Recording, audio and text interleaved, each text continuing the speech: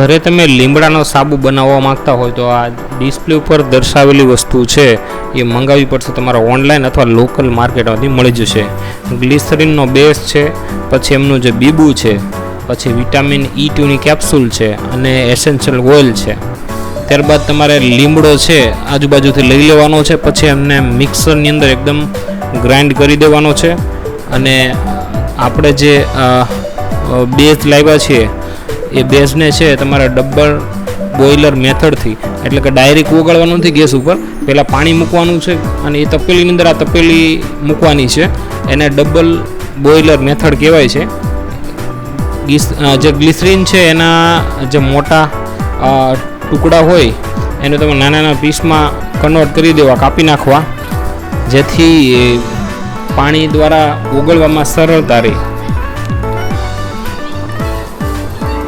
ત્યારબાદ તમે જોઈ શકો ડબલ બોઇલર મેથડથી નીચે પાણીની તપેલી છે એની ઉપર આ તમારે ગ્લિસરીન મૂકવાનું છે, એટલે વ્યવસ્થિત ઓગળી જાય. નાના નાના પીસ કરી દેવા જેથી ફટાફટ ઓગળવાની પ્રોસેસ ફટાફટ શરૂ થઈ જાય.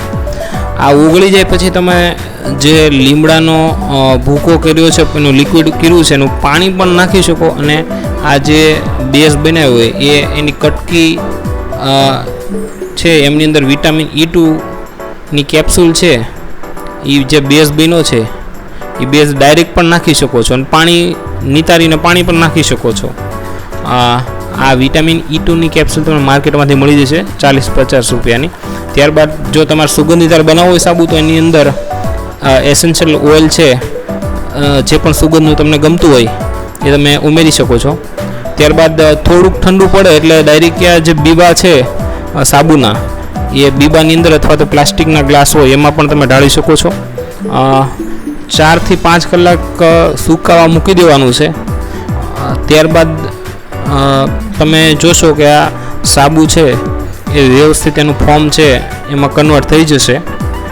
4-5 કલાક સુકાવા દેજો, પછી તમે જોઈ શકો કે સાબુ છે કેવા બન્યા છે. તમે જોઈ શકો કે વ્યવસ્થિત વિડીયોમાં બતાવ્યા પ્રમાણે એકદમ જામી ગયા છે અને સરસ મજાના દેશી ઓર્ગેનિક સાબુ છે એ બની ગયા છે.